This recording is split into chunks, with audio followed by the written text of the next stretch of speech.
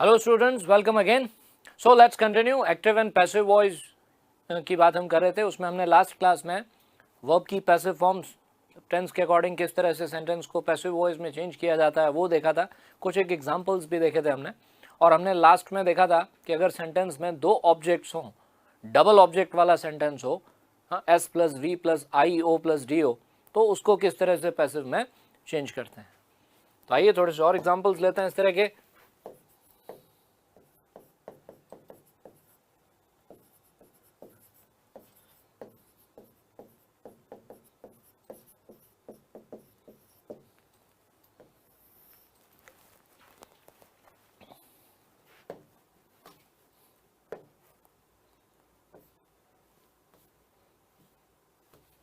Sentence है she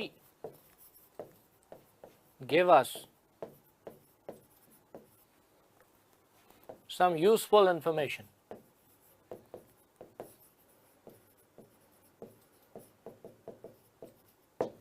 She gave us some useful information. उसने हमें कुछ यूजफुल इंफॉर्मेशन दी, उसने हमें कुछ काम की जानकारी दी। तो देखते हैं सेंटेंस में क्या क्या है। इसमें शी सब्जेक्ट है, गेव वर्ब है। She gave home, she gave us. हाँ, she gave us what, some useful information. कितने ऑब्जेक्ट्स हैं इसमें? दो। एक होम का आंसर है, दूसरा व्हाट का, है ना। तो ये अस जो है वो इनडायरेक्ट ऑब्जेक्ट हो गया, जैसा कि हमने लास्ट क्लास में पढ़ा था। होम का आंसर जो है उसको इनडायरेक्ट ऑब्जेक्ट कहते हैं, और जो व्हाट का आंसर है उसे हम डायरेक्ट ऑब्जेक्ट कहते हैं। हाँ, तो she gave home, she gave us what, some useful information. तो ये हो गया डायरेक्ट ऑब्जेक्ट। दो ऑब्जेक्ट्स हैं, तो पैसिव वॉइस दो तरह से बन सकता है। टेंस कौन सा है ये भी देख लीजिए, सिंपल पास्ट टेंस है ना। तो आइए इसको चेंज करते हैं पैसिव वॉइस में। ये एक्टिव वॉइस का सेंटेंस है। अगर आप इनडायरेक्ट ऑब्जेक्ट से करते हो चेंज, अस को सब्जेक्ट बनाते हो, तो ये हो जाएगा वी। अब क्योंकि ये सिंपल पास्ट टेंस है, तो सिंपल पास्ट टेंस की पैसिव फॉर्म क्या होती है? वॉज या वर के साथ थर्ड फॉर्म, है ना। तो we were given, we were, give की third form given. We were given some useful information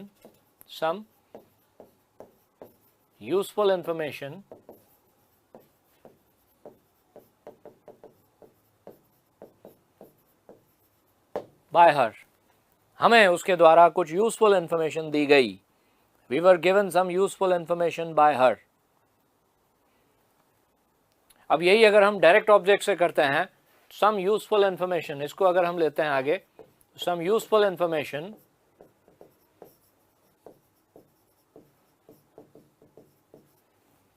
हाँ, इन्फॉर्मेशन तो सिंगुलर है, अनकाउंटेबल नाउन है इंग्लिश में, तो इसके साथ वर का नहीं वॉज का यूज करेंगे। Some useful information was given. और मैंने एक चीज जो बताई थी आपको, अगर आप डायरेक्ट ऑब्जेक्ट से पैसिव बनाते हो तो पैसिव वॉइस के सेंटेंस में वर्ब के साथ आपको प्रपोजिशन यूज करना होता है टू। तो some useful information was given to us by her. Some useful information was given to us by her. उसके द्वारा हमें कुछ यूजफुल इंफॉर्मेशन दी गई।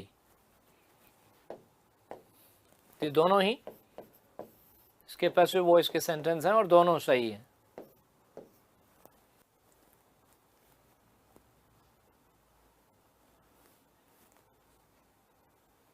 Was given to us by her.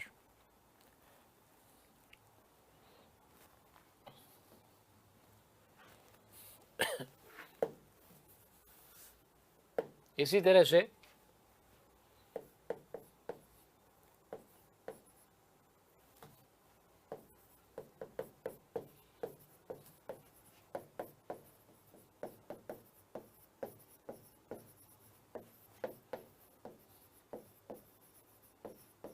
ये sentence, he will show you the house tomorrow.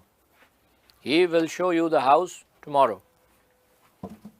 कल वो तुम्हें वो घर दिखाएगा। He will show you the house tomorrow. Subject है इसमें ही, वर्ब है will show, he will show, वो दिखाएगा किसे? He will show whom? He will show you. He will show you what? The house. When? Tomorrow. है ना। तो इसमें ये you हो गया इनडायरेक्ट ऑब्जेक्ट, द हाउस ये हो गया डायरेक्ट ऑब्जेक्ट, टुमारो जो है ये हो गया एडवर्बियल। और ये सेंटेंस इस तरह से एक्टिव वॉइस का सेंटेंस है ना। सिंपल फ्यूचर टेंस है, दो ऑब्जेक्ट्स हैं इसमें भी, एक यू और एक द हाउस, तो दो तरह से इसका पैसिव बना सकते हैं। अगर हम इनडायरेक्ट ऑब्जेक्ट से बनाते हैं पैसिव, यू को सब्जेक्ट बनाते हैं, है ना, तो सिंपल फ्यूचर टेंस में पैसिव फॉर्म क्या होगी, will plus be plus third form, हाँ, शो का third form shown, SHOWN, shown. तो you will be shown, you will be shown the house by him, he का एजेंट बना देंगे और एडवर्बियल को वापस एज इट इज लिख देंगे। ये होगा पैसिव वॉइस का sentence, you will be shown the house by him tomorrow, you will be shown the house by him tomorrow. कल तुम्हें उसके द्वारा वो घर दिखाया जाएगा। अब अगर यही डायरेक्ट ऑब्जेक्ट से करते हैं तो the house will be shown, preposition का ध्यान रखेंगे टू का, the house will be shown to you, the house will be shown to you by him tomorrow, the house will be shown to you by him tomorrow. तो दोनों ही sentences का मतलब, meaning एक ही है।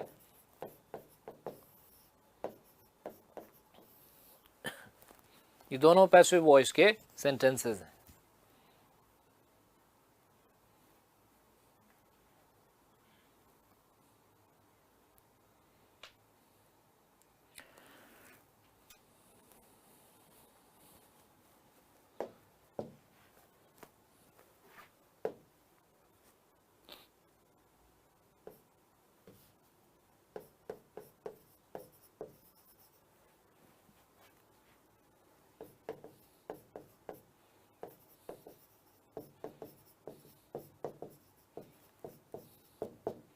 He has told her the truth. He has told her the truth. उसने उसे सच बता दिया है। He has told her the truth. हाँ, तो tell भी तो एक ऐसी वर्ब है, TELL, tell, जिसके बाद दो ऑब्जेक्ट हो सकते हैं। He has told whom? He has told her. He has told her what? The truth. है ना, तो देखो इसमें he सब्जेक्ट है, has told वर्ब है, he has told whom? He has told her. He has told her what? The truth. हाँ, present perfect tense का sentence है। तो अगर आप इनडायरेक्ट ऑब्जेक्ट से, दो ऑब्जेक्ट्स हैं तो इनडायरेक्ट से भी बना सकते हैं, डायरेक्ट ऑब्जेक्ट से भी। अगर आप इनडायरेक्ट ऑब्जेक्ट से बनाते हैं पैसिव इसका, तो ये शी हो जाएगा, शी। प्रेजेंट परफेक्ट टेंस है तो पैसिव फॉर्म क्या होगी, has been plus third form, तो she has been told, she has been told the truth by him, she has been told the truth by him, she has been told the truth by him.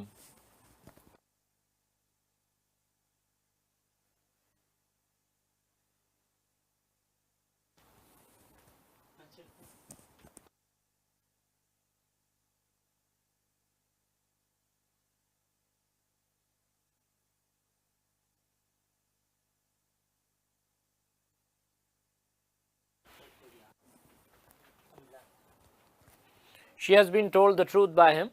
और अगर direct object से बनाएंगे तो the truth has been told, preposition use करेंगे, ध्यान रखेंगे इसका to का, the truth has been told to him, sorry, to her by him। ठीक है ना, तो ये दोनों इसके पैसिव वॉइस के सेंटेंस। दो ऑब्जेक्ट्स हैं, दो तरह से सेंटेंस पैसिव वॉइस में चेंज हुआ।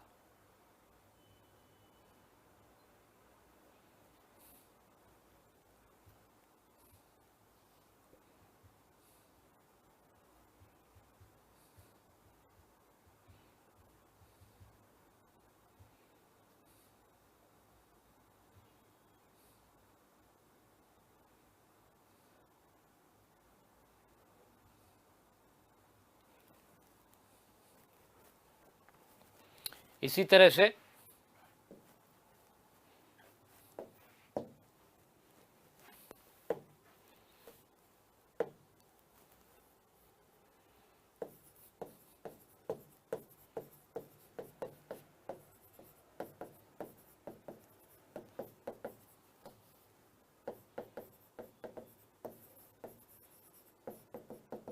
ये sentence, you should ask him this question, you should ask him this question, आपको उससे ये सवाल पूछना चाहिए, you should ask him this question.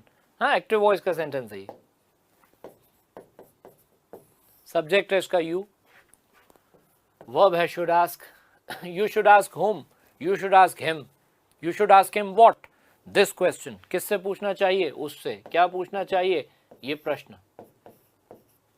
ठीक है, अब इसमें देखो मॉडल वर्ब का यूज हुआ है शुड आस्क, तो पैसिव फॉर्म क्या होगी, should be asked, model plus be plus third form, है ना। तो इनडायरेक्ट ऑब्जेक्ट से अगर बनाते हैं तो he should be asked, he should be asked this question by you, this question by you, आपके द्वारा उससे ये सवाल पूछा जाना चाहिए, he should be asked this question by you. ठीक है, और अगर डायरेक्ट ऑब्जेक्ट से बनाते हैं तो this question should be, this question should B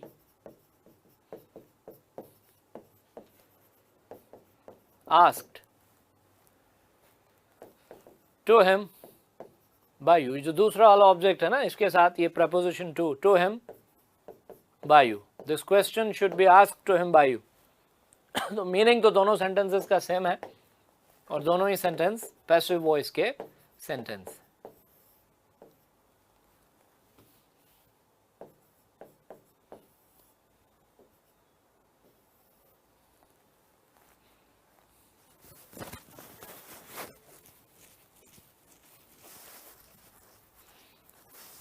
ठीक है, तो अगर सेंटेंस में दो ऑब्जेक्ट्स हों तो इस तरह से हम दो तरह से उस सेंटेंस को पैसिवाइज कर सकते हैं।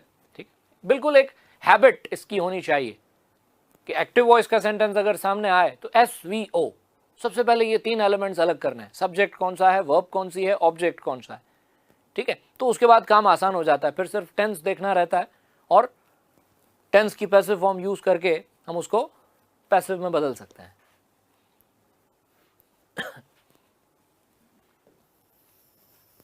अब जरा ये सेंटेंस देखेंगे,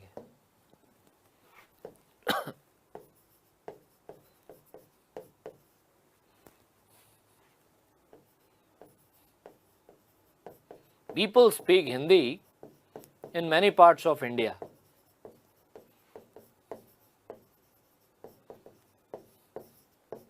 एक्टिव वॉइस का सेंटेंस है, people speak Hindi in many parts of India. Bharat के बहुत सारे हिस्सों में लोग हिंदी भाषा बोलते हैं। People speak Hindi in many parts of India.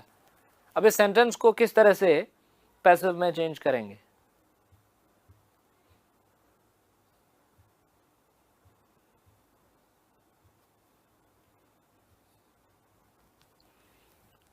SVO, subject verb object, तीन चीजें चाहिए सबसे पहले हमें।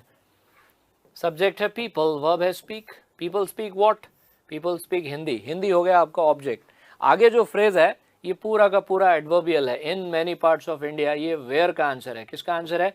वेयर का। People speak Hindi where in many parts of India, है ना। तो इसमें हिंदी को बना देते हैं हम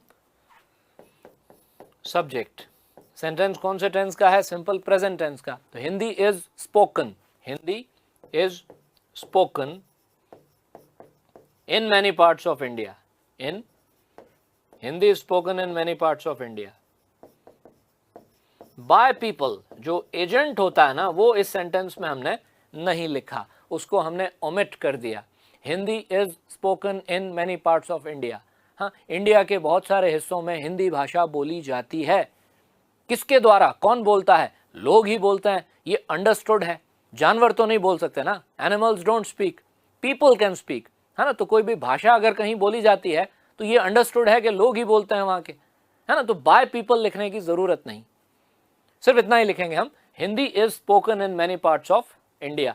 ये सेंटेंस चेंज हो गया पैसिव वॉइस, है ना। तो अब इस सेंटेंस में हमने जो किया, यहां पर हमने जो किया, ये जो प्रैक्टिस है एजेंट को छोड़ देने की। कभी कभी पैसिव वॉइस के सेंटेंस में एजेंट को, बाय के साथ जो एजेंट लिखते हो ना, एजेंट को मेंशन नहीं करते, एजेंट को ओमिट कर देते हैं, छोड़ देते हैं। OMIT, omit. ओमिट करना मतलब छोड़ देना। कभी कभी पैसिव वॉइस के सेंटेंस में एजेंट को छोड़ देते हैं, नहीं लिखते। कब नहीं लिखते? जब एजेंट या तो अंडरस्टूड हो या अनइम्पॉर्टेंट हो। एजेंट अगर अंडरस्टूड है या अनइम्पॉर्टेंट है तो उसको पैसिव वॉइस में लिखने की जरूरत नहीं। अंडरस्टूड का मतलब क्या होता है? अंडरस्टूड का मतलब जो बिना कहे बिना बताए समझा जाए। अब जैसे इसमें ये बात अंडरस्टूड है कि इंडिया के बहुत सारे हिस्सों में, भारत के बहुत सारे हिस्सों में हिंदी भाषा बोली जाती है। कौन बोलता होगा? लोग बोलते होंगे ना, ये अंडरस्टूड है। तो बाय पीपल लिखने या बोलने की जरूरत नहीं है, बिकॉज इट इज अंडरस्टूड, है ना। तो ये जो एजेंट है ये अंडरस्टूड हो गया। कभी कभी एजेंट अंडरस्टूड नहीं होता लेकिन अनइम्पॉर्टेंट होता है। अनइम्पॉर्टेंट का मतलब कि उसका कोई इंपॉर्टेंस नहीं है, उसके बारे में बताएं, उसका जिक्र करें सेंटेंस में या ना करें, उससे कोई फर्क नहीं पड़ता। तो ऐसे केसेस में पैसिव वॉइस के सेंटेंस में एजेंट को नहीं लिखना चाहिए, एजेंट को ओमिट कर देना चाहिए। ठीक है, इसको कहते हैं एजेंटलेस पैसिव। क्या कहते हैं? एजेंटलेस पैसिव, बिना एजेंट का पैसिव। ठीक है ना। तो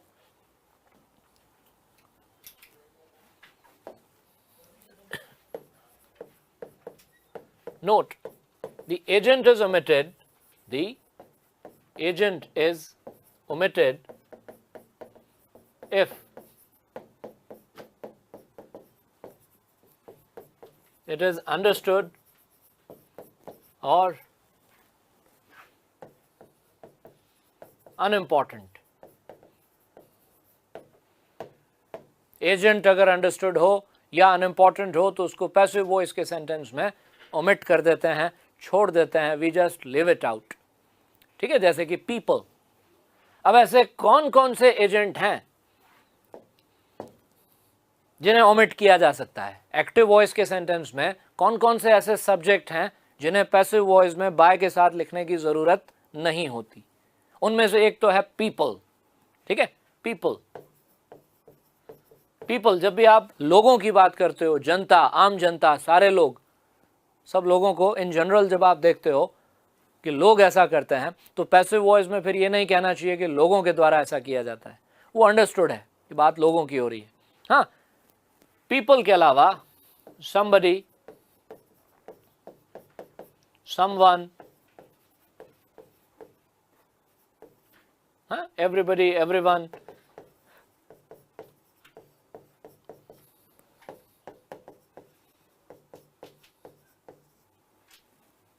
वन, सिर्फ वन। कभी कभी सेंटेंस का सब्जेक्ट होता है वन। वन एक प्रोनाउन की तरह यूज होता है, इंडेफिनिट प्रोनाउन की तरह। वन मतलब एक व्यक्ति, एक इंसान। तो अगर एक्टिव वॉइस के सेंटेंस का सब्जेक्ट है वन तो पैसिव वॉइस में बाय वन नहीं लिखते। ठीक है, इसके बाद में ये दो प्रोनाउंस हैं, एक वी और एक दे। वी का मतलब हम, दे का मतलब वो लोग, वे।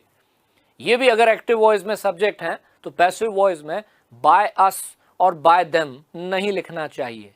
अगर एक्टिव वॉइस का सेंटेंस का सब्जेक्ट वी या दे में से कोई एक है तो पैसिव वॉइस में बाय अस और बाय देम इसको ओमिट कर देना चाहिए, छोड़ देना चाहिए। तो ऐसा सेंटेंस जिसमें आप एजेंट को नहीं लिखते हो पैसिव वॉइस का, ऐसा सेंटेंस जिसमें एजेंट को ओमिट कर देते हो, उसे एजेंटलेस पैसिव कहते हैं। क्या कहते हैं? एजेंटलेस पैसिव, बिना एजेंट का पैसिव। पैसिव वॉइस का सेंटेंस है लेकिन एजेंट नहीं है, एजेंटलेस पैसिव। और जो प्रैक्टिस है एजेंट को छोड़ देने की, इसे हम कहते हैं omission of the agent.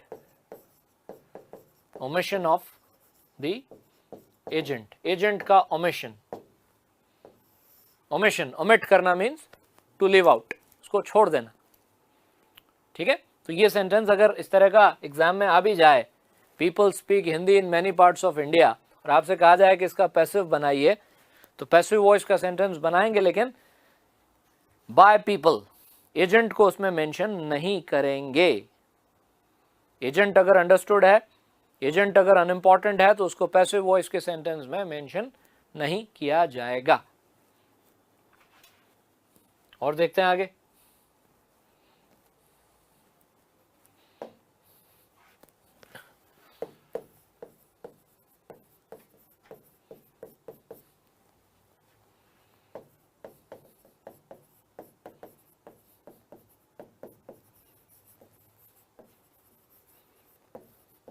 somebody stole their luggage at the bus stop. Somebody stole, steal, चोरी करना, चुराना, STEAL, steal. Steal की सेकेंड फॉर्म होती है stole. Steal, stole, stolen. Steal, stole, stolen. हाँ, किसी ने उनका सामान बस स्टॉप पर चोरी कर लिया था.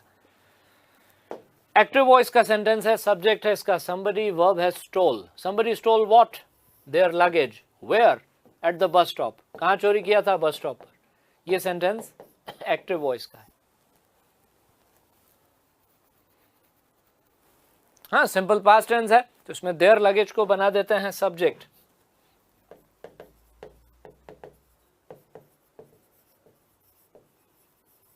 There luggage was stolen. Singular है लगेज तो वॉज स्टोलन, स्टील की third form stolen. Their luggage was stolen. अब देखो बाय समबडी लिखने की जरूरत नहीं. आप क्या कह रहे हैं? आप कह रहे हैं किसी ने उनका सामान, किसी ने उनका लगेज बस स्टॉप पर चोरी कर लिया. किसने? You don't know the person. आप उस पर्सन को नहीं जानते, उस चोर को नहीं जानते. You don't know the name. आपको उसका नाम नहीं पता है. किसी ने चुराया. अब जाहिर है वो कोई चोर होगा जिसने चोरी किया होगा, है ना. तो यहाँ किसने चोरी किया ये इंपॉर्टेंट नहीं है. यहाँ ये इंपॉर्टेंट है कि उनका लगेज अब उनके पास नहीं है, उनका लगेज चुराया जा चुका है ना. तो पैसिव वॉइस के सेंटेंस में बाय समबडी नहीं लिखेंगे, सिर्फ इतना ही लिखेंगे their luggage was stolen at the bus stop. Their luggage was stolen at the bus stop. उनका लगेज बस स्टॉप पर चुरा लिया गया, चोरी हो गया. किसने किया वो यहां मैटर नहीं करता, अनइम्पॉर्टेंट है. समबडी जो है ना, इसको अंडरस्टूड नहीं कहेंगे, इसको क्या कहेंगे? अनइम्पॉर्टेंट. मतलब इसका जिक्र पैसिव वॉइस के सेंटेंस में करें या ना करें उससे कोई फर्क नहीं पड़ता ना मीनिंग के ऊपर. किसी ने उनका लगेज चुराया, क्या तो किसी का नाम लिया होता हमने कि भाई उस आदमी ने उनका लगेज चोरी किया, तब तो फिर उसको पैसिव वॉइस में लिखते भी. तो समबडी जैसे एजेंट को पैसिव वॉइस के सेंटेंस में हम ओमिट कर देते हैं. अगर ये एग्जाम में आता है क्वेश्चन इस तरह से तो आपको ध्यान रखिएगा पैसिव वॉइस के सेंटेंस में बाय पीपल, बाय समबडी नहीं लिखना है, नहीं लिखना है, ओमिट करना है उसे.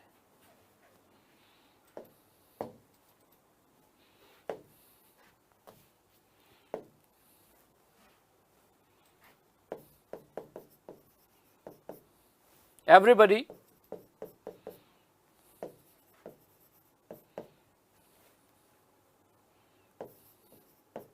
must follow these rules.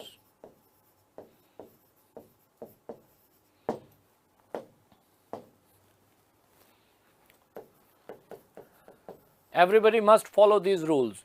In rules को सबको फॉलो करना चाहिए.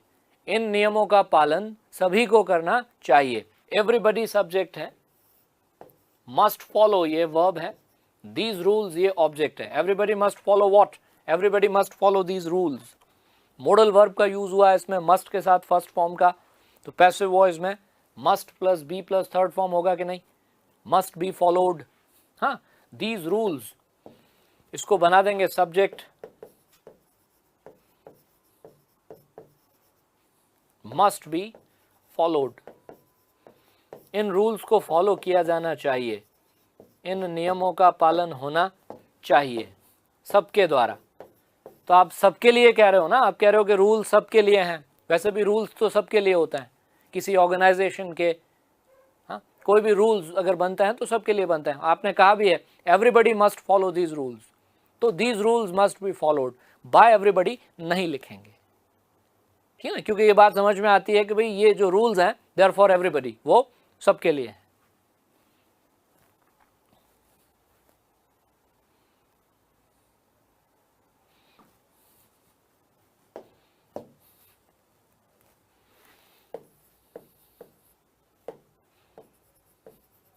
One must keep one's promises.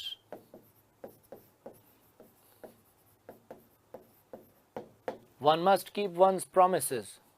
Keep promise. Keep a promise या keep promises का मतलब वादे निभाना, promise करके उन्हें पूरा करना. one मतलब एक इंसान, एक व्यक्ति. सेंटेंस कह रहा है कि एक इंसान को अपने वादे निभाने चाहिए.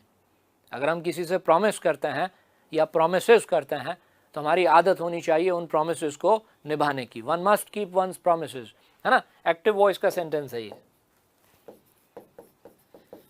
इसमें सब्जेक्ट है वन, वर्ब है must keep. One must keep what, one must keep what, one's promises. The one's promises ये हो गया ऑब्जेक्ट। अब देखो वन, अब ये बात आपने जो कही है ये सब पर लागू होती है, सब पर अप्लाई होती है। जब आप कहते हो एक इंसान को अपने वादे निभाने चाहिए, है ना, तो एक इंसान का मतलब किसी एक खास इंसान के लिए बात नहीं कही आपने ये सब लोगों के लिए कही है कि अगर हम इंसान हैं, अगर हम सोसाइटी में रहते हैं, अगर हम लोगों से मिलते जुलते हैं, इंटरेक्ट करते हैं और अगर हम उनसे प्रोमिसेस करते हैं तो हमें उन प्रोमिसेस को पूरा करना चाहिए, है ना। तो क्योंकि ये बात सब पर अप्लाई होती है इसलिए पैसिव वॉइस के सेंटेंस में एजेंट को हम ओमिट कर देंगे। अंडरस्टूड है, बाय वन का यूज नहीं करेंगे। सेंटेंस क्या होगा पैसिव वॉइस का, promises, promises must B, keep की थर्ड फॉर्म केप्ट, बस। अब वन और वंस, अगर आप वन को ओमिट कर रहे हो तो वंस को लिखने की भी कोई जरूरत नहीं है। One's promises must be kept ऐसा नहीं बोलेंगे, क्या कहेंगे, promises must be kept, promises must be kept, वादे निभाए जाने चाहिए, मतलब जो लोग वादे करते हैं उन्हें निभाना भी चाहिए। तो प्रोमिसेस मस्ट बी केप्ट, ये सेंटेंस पैसिव वॉइस का सेंटेंस। अंडरस्टूड है, ये बात अंडरस्टूड है पूरी तरह से कि प्रॉमिस करने वाले को प्रॉमिसेस कीप करने चाहिए।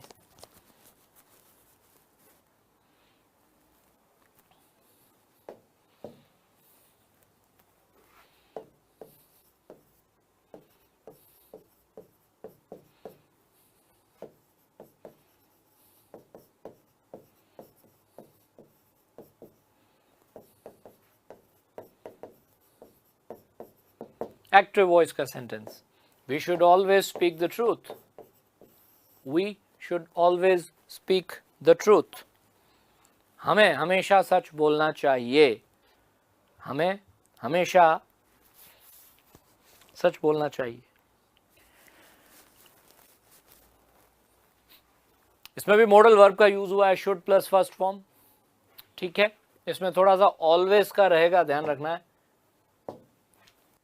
वी सब्जेक्ट है, ये वर्ब वाला पार्ट है और ये ऑब्जेक्ट है ना। ऑब्जेक्ट है द ट्रूथ, तो द ट्रूथ को बना देंगे सब्जेक्ट। अब ये ऑलवेज जैसे एडवर्बियल्स जब सेंटेंस में आता है ना, ऑलवेज क्या है, ऑलवेज एक एडवर्ब है, तो इसकी पोजीशन का खास ध्यान रखना होता है। ऑलवेज को इधर उधर नहीं कर सकते। ऑलवेज हमेशा कहाँ आता है, ऑलवेज हमेशा मेन वर्ब से पहले लिखा जाता है सेंटेंस की, चाहे एक्टिव वॉइस में यूज करो या पैसिव वॉइस में। ऑलवेज का यूज आप एक्टिव वॉइस के सेंटेंस में करें या पैसिव वॉइस के, ऑलवेज को आप या तो लिखेंगे मेन वर्ब से पहले, या अगर हेल्पिंग वर्ब है तो फर्स्ट हेल्पिंग वर्ब के बाद। किसके बाद, फर्स्ट हेल्पिंग वर्ब के बाद, ठीक है ना। अब जैसे यहाँ पे ऑलवेज को हमने शुड के बाद लिखा है, तो शुड क्या है, मॉडल है, और मॉडल वर्ब हमेशा फर्स्ट हेल्पिंग वर्ब होती है, ध्यान रखिएगा। जब भी सेंटेंस में आप कोई मॉडल वर्ब यूज करते हो ना, तो जो मॉडल वर्ब है वो हमेशा सेंटेंस की फर्स्ट हेल्पिंग वर्ब होती है। तो शुड के बाद ऑलवेज आया, है ना। अब इसमें भी यही होगा, शुड के बाद ही ऑलवेज को लिखेंगे, the truth should first helping verb के बाद ऑलवेज बी स्पोकन, ये होगा sentence. The truth should always be spoken, सच हमेशा बोला जाना चाहिए, हमेशा सच को बोला जाना चाहिए। किसके द्वारा, हमारे द्वारा। बाय अस लिखने की जरूरत नहीं है। वी और दे, वो जो अनइम्पॉर्टेंट और अंडरस्टूड एजेंट होते हैं उनकी लिस्ट में हमने वी और दे को भी इंक्लूड किया है ना, कि अगर एक्टिव वॉइस में सब्जेक्ट है वी तो पैसिव वॉइस में बाय अस मत लिखो, एक्टिव वॉइस में सब्जेक्ट है दे तो पैसिव वॉइस में बाय देम मत लिखो, ठीक है ना। क्योंकि यहाँ वी का मतलब हम सब लोगों से है। जब आप ये कहते हो कि हमें हमेशा सच बोलना चाहिए, तो हम में कौन लोग आते हैं, हम में सारे लोग आते हैं पूरी दुनिया के, सब पर लागू होती है ना ये बात। तो the truth should always be spoken. और दूसरा आप ध्यान रखेंगे ऑलवेज की पोजीशन का, कभी कभी छोटी सी गलती हो जाती है हमसे। अगर ये सेंटेंस आप ऐसे लिखते हो, the truth should be always spoken, तो ये गलत होता है, ध्यान रखना इस बात का। अगर आपने इसको कुछ इस तरीके से लिखा तो this is going to be wrong, ये गलत है, ये सही नहीं है। इसमें ऑलवेज की पोजीशन सही नहीं है, ये वाला सही है। शुड बी ऑलवेज स्पोकन नहीं होता, शुड ऑलवेज बी स्पोकन होता है। ऑलवेज कहाँ आता है? फर्स्ट हेल्पिंग वर्ब के बाद, शुड के बाद, मॉडल के बाद, मेन वर्ब से पहले।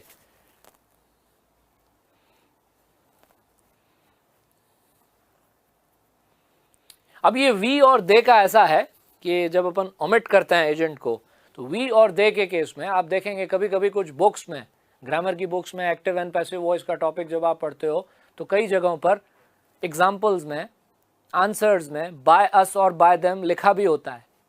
कभी कभी कुछ केसेस में लोग बाय अस और बाय देम को पैसिव वॉइस के सेंटेंस में लिख भी देते हैं। लेकिन क्या है कि एक जो सबसे अच्छी प्रैक्टिस है, हमें क्या करना है, हमें कोशिश ये करनी है कि बाय अस और बाय देम को ओमिट कर दें।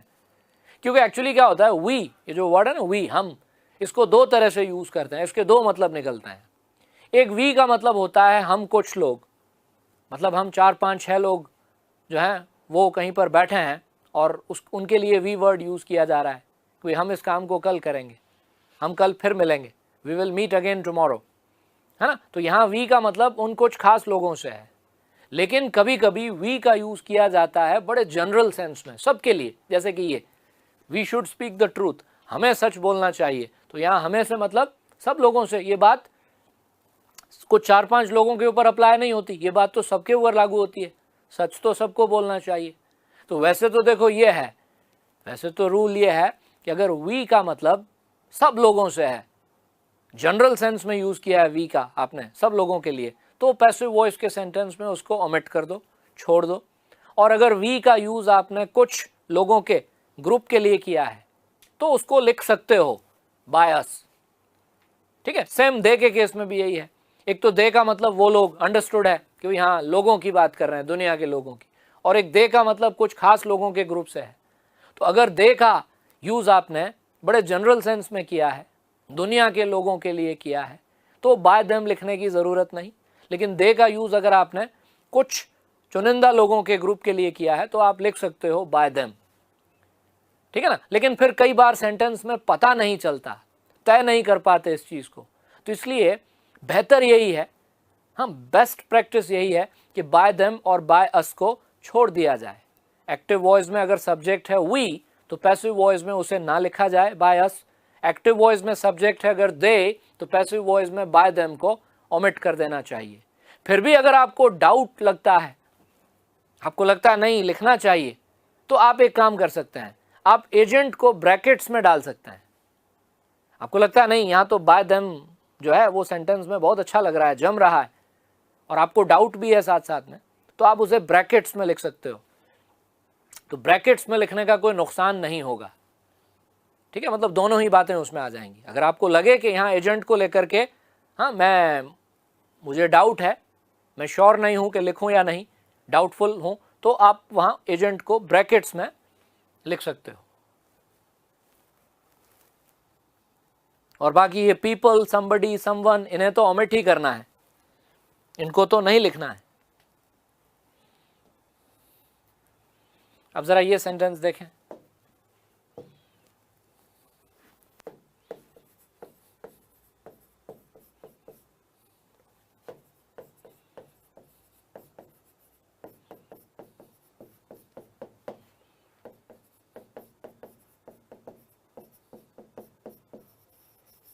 Nobody speaks Hindi in this village.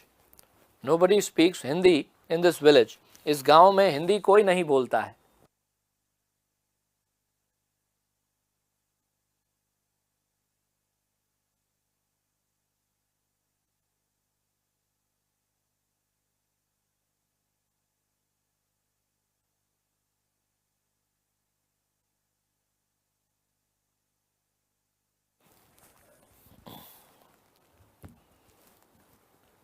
अब ये नेगेटिव सेंटेंस है।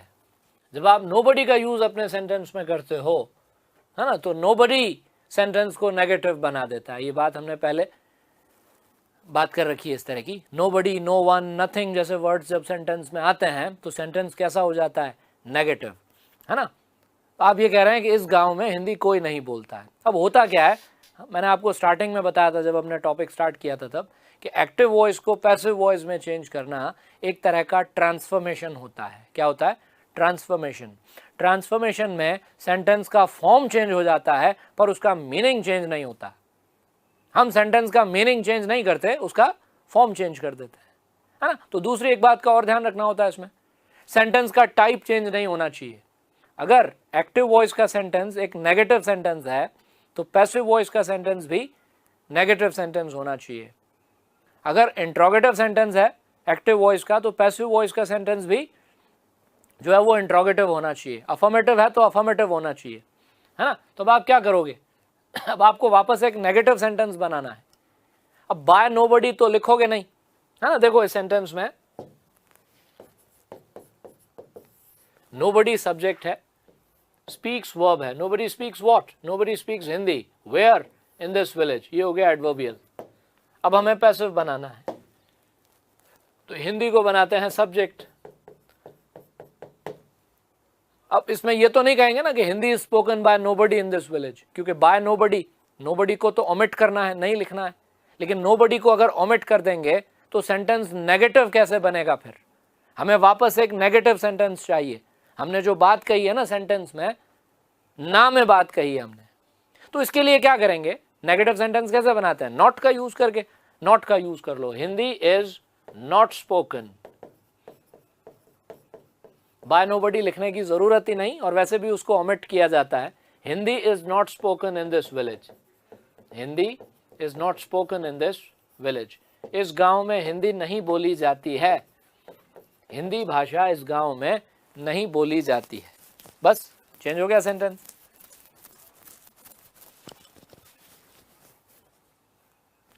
ऐसे नहीं लिखेंगे इसको, Hindi is spoken by nobody in this village.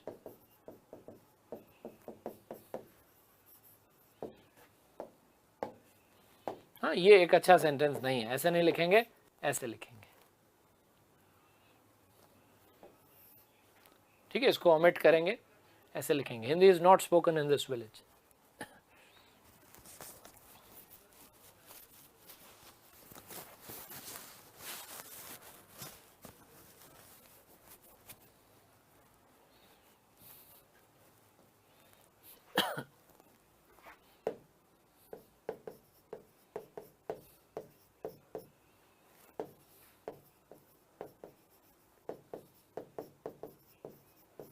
They sell books in that shop. Active voice का सेंटेंस है, they sell books in that shop. वो लोग उस शॉप में किताबें बेचते हैं, उस दुकान में वो लोग क्या बेचते हैं, books. they sell books in that shop. ठीक है, अब देखिए इसमें सब्जेक्ट है they, वर्ब है sell, they sell what, they sell books, where, in that shop. in that shop तो एडवर्बियल हो गया, है ना। अब ये सिंपल प्रेजेंट टेंस का सेंटेंस है। कौन से टेंस का, सिंपल प्रेजेंट टेंस का। बुक्स को बना दीजिए subject, books are sold, books are sold. अब इसमें देखो दे सेल, अब इसमें दे आ गया ना, वो लोग उस शॉप में बुक्स बेचते हैं, तो वो लोग कौन है, अंडरस्टूड है कि भाई वो लोग उस शॉप को चलाने वाले लोग हैं या उस शॉप के मालिक हैं। किसी भी शॉप में बुक्स कौन बेच सकता है, जो उस शॉप का मालिक है या जो उस शॉप को चलाता है। तो it is understood, by them लिखने की जरूरत नहीं, books are sold in that shop.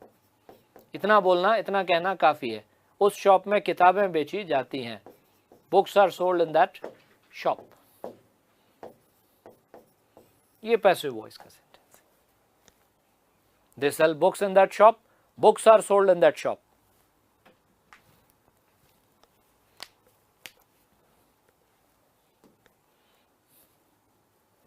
ये sentence, I have completed my studies.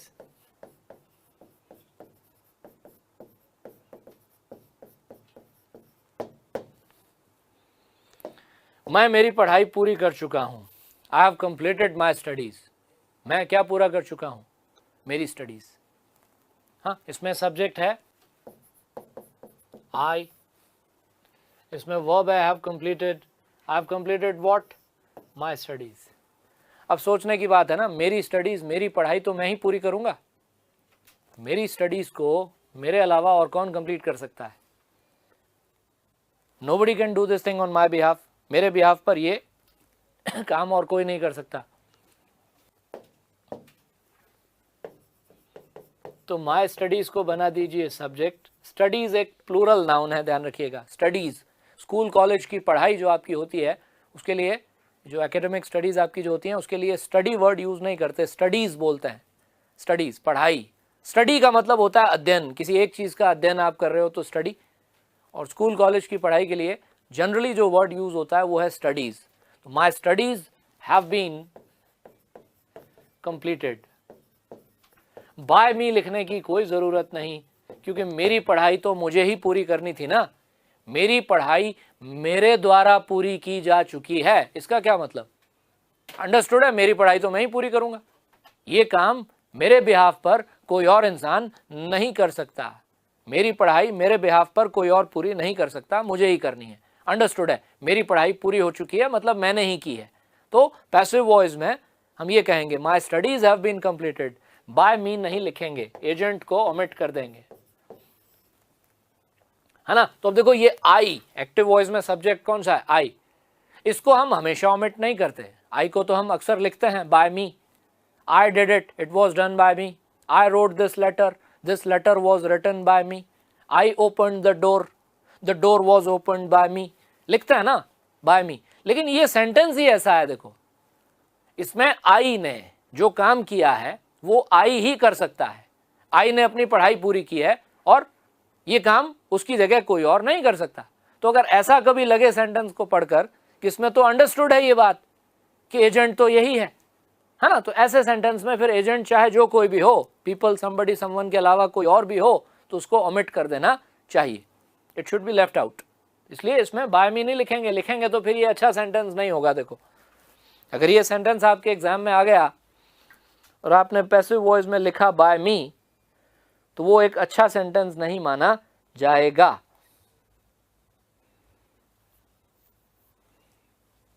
वो एक अच्छा सेंटेंस नहीं समझा जाएगा, ठीक है। इसी तरह से ये सेंटेंस,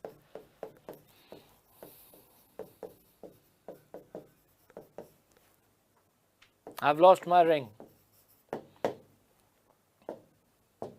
मैंने मेरी अंगूठी खो दी है, मेरी रिंग खो गई है। I have lost my ring. Ring किसकी थी? मेरी। जो चीज मेरी थी वो खो गई है, तो लॉस किसका हुआ? मेरा। भले किसी और की वजह से खोई हो, लेकिन खोई तो मेरी है। कोई भी चीज मैंने किसी को मेरी रिंग पहनने के लिए दी थी, उसने गुमा दी, लेकिन लूज तो मैंने किया ना। तो आई हैव लॉस्ट माई रिंग का मतलब मैंने अपनी रिंग खो दी है, वो चाहे मेरी गलती की वजह से खोई हो या किसी और की गलती की वजह से। लूजर कौन है? मैं। आपकी चीज जब खो जाती है तो लूजर तो आप ही बनते हैं उसके, है ना। तो इसमें बाय मी लिखने की जरूरत नहीं है पैसिव वॉइस के सेंटेंस। आई सब्जेक्ट है, हैव लॉस्ट वर्ब है, I have lost what? I have lost my ring, I have lost my ring. Passive voice में कहेंगे माई रिंग, रिंग सिंगुलर है, has been lost, my ring has been lost, my ring has been lost. There is no need to write by me. By me लिखने की तो कोई जरूरत है ही नहीं। माई रिंग हैज बीन लॉस्ट, मेरी रिंग खो चुकी है।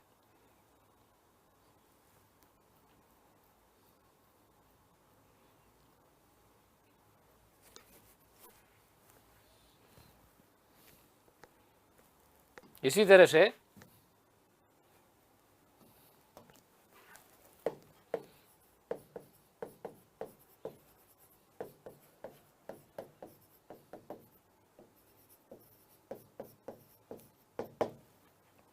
Alok has lost his wallet, active voice का सेंटेंस है। आलोक ने अपना वॉलेट खो दिया है।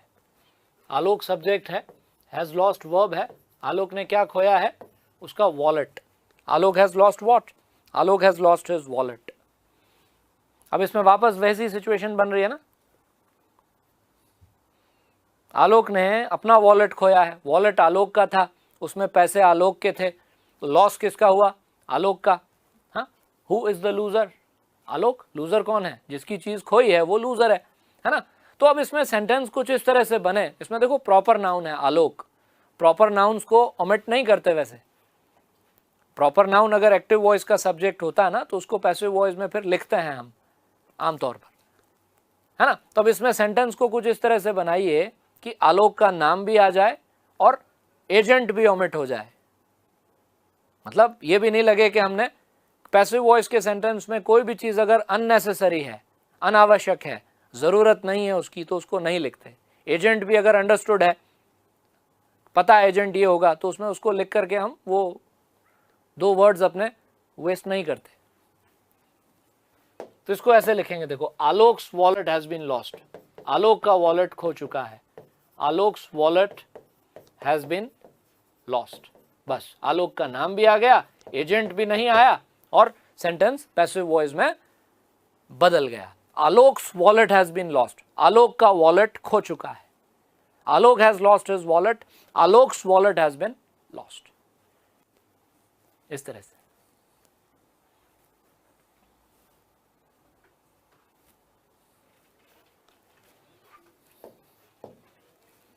ये पैसिव वॉइस का सेंटेंस। अब ये सेंटेंस भी देख लीजिए। The people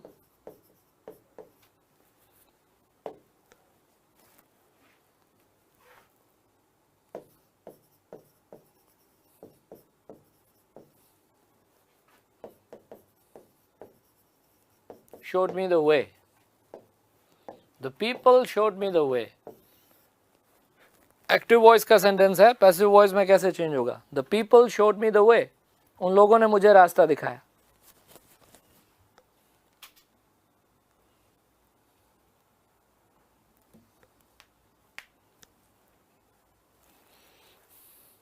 the people showed me the वे, इसमें 2 ऑब्जेक्ट्स हैं।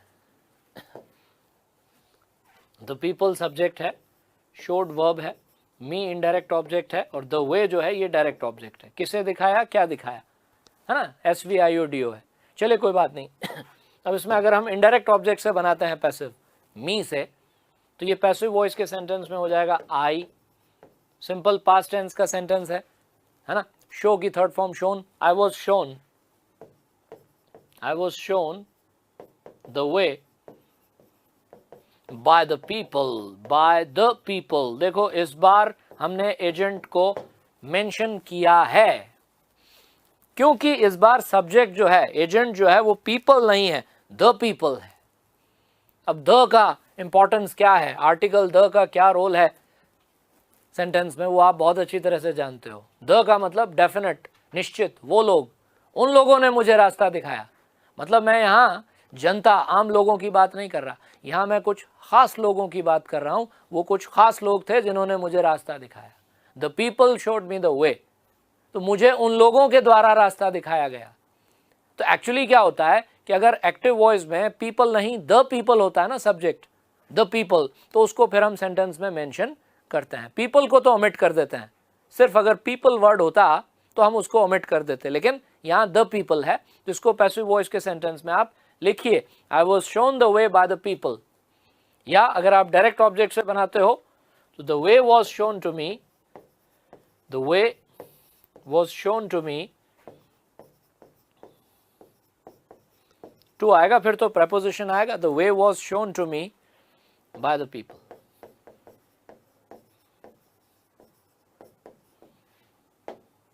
तो यहां पर हमने एजेंट को मेंशन किया है।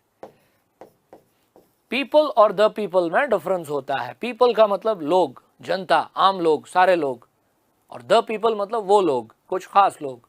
तो द पीपल को आप मेंशन करें। अगर पीपल के साथ कोई और इस तरह का डिटर्मिनर होता, some people, these people, the people of this village, तो आप उसको लिखते। पीपल अगर उसको मॉडिफाई कर रखा है, उसके साथ कोई डिटर्मिनर या कोई एडजेक्टिव यूज कर रखा है, तो आप उसे लिख सकते हैं। सिर्फ पीपल वर्ड को ओमिट करते हैं।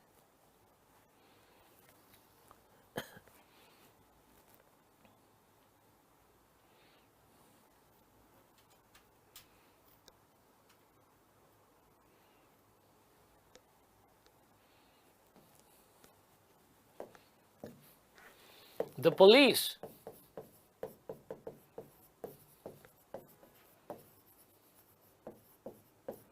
have arrested the thieves. एक ये सेंटेंस है.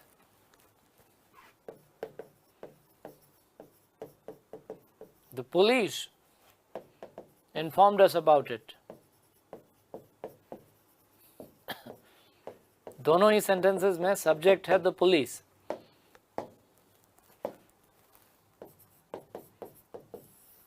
The police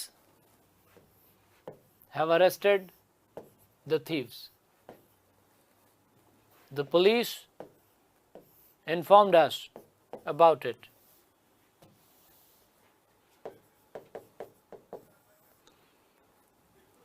पैसिव में चेंज करना है. अब पहले वाले सेंटेंस में देखो, अरेस्ट करना तो पुलिस का ही काम है. जनरली चोरों को, क्रिमिनल्स को, ऑफेंडर्स को, रॉबर्स को अरेस्ट कौन करता है? पुलिस अरेस्ट करती है. तो पुलिस ने उन चोरों को अरेस्ट कर लिया है. तो पैसिव वॉइस में इतना कहना काफ़ी होगा कि चोरों को अरेस्ट किया जा चुका है, चोरों को गिरफ्तार किया जा चुका है. जाहिर है किसने किया होगा? पुलिस ने किया होगा. हाँ, थीव्स को तो पुलिस ही अरेस्ट करती है. तो the thieves have been arrested. Passive voice में इतना कहना काफ़ी है कि the thieves have been arrested.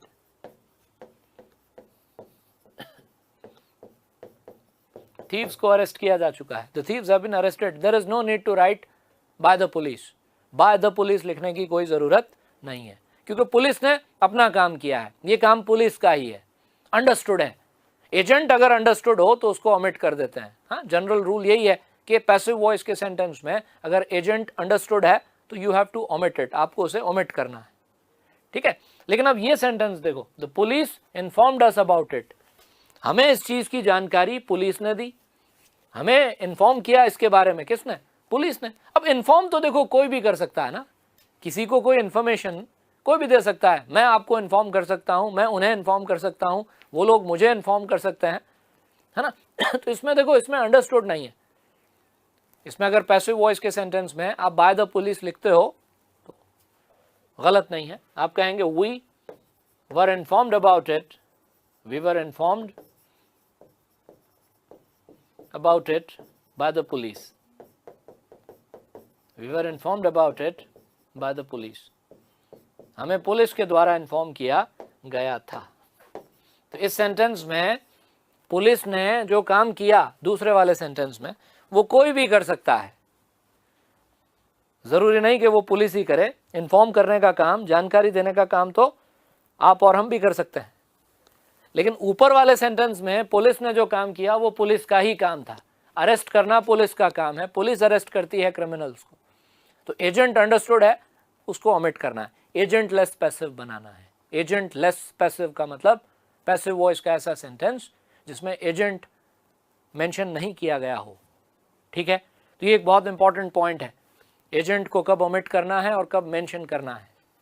ठीक है. इसका ध्यान हम एक तो एक्टिव वॉइस पैसिव वॉइस का जो क्वेश्चन पूछा जाएगा उसमें रखेंगे, और साथ साथ में जो है वो जब हम लिखेंगे कॉम्पोजिशन, ऐसे राइटिंग वगैरह, उसमें अगर पैसिव वॉइस का सेंटेंस यूज़ करते हैं तब भी इस बात का ध्यान रखेंगे. हाँ, उसमें भी पैसिव वॉइस का यूज़ करने की ज़रूरत पड़ेगी ना. चलिए अब ज़रा इस सेंटेंस को देखिए.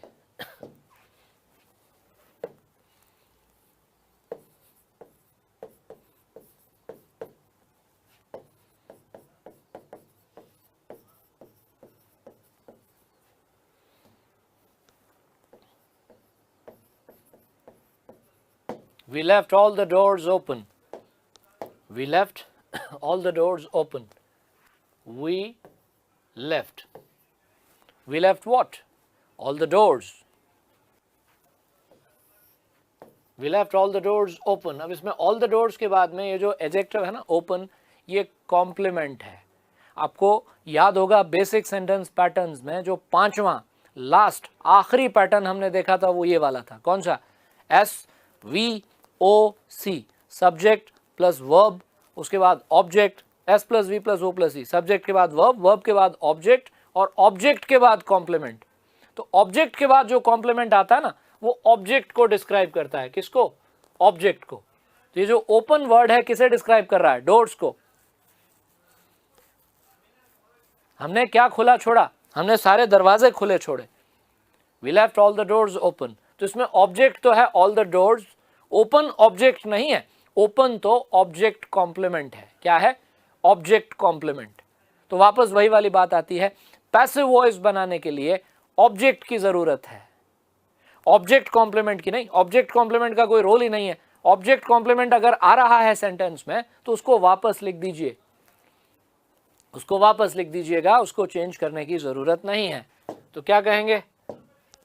All the doors past tense, were left open, सारे दरवाजे खुले छोड़े गए थे। All the doors were left open, by us लिखने की कोई जरूरत नहीं। All the doors were left open, we left all the doors open, all the doors were left open. Object complement वापस आ गया। ये एक्टिव वॉइस का सेंटेंस था, ये इसका पैसिव वॉइस है।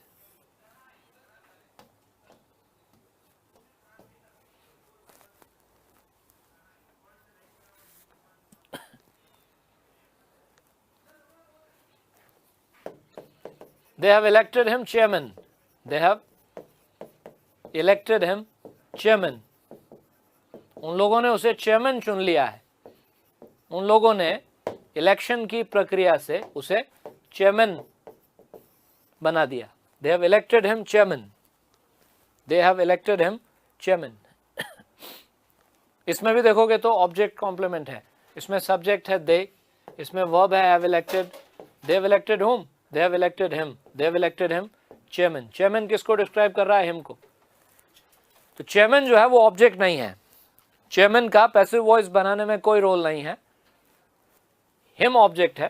तो जब इसका पैसिव वॉइस बनाएंगे तो ये him का हो जाएगा he। टेंस कौन सा है? प्रेजेंट परफेक्ट टेंस है। तो he has been elected. He has been elected chairman.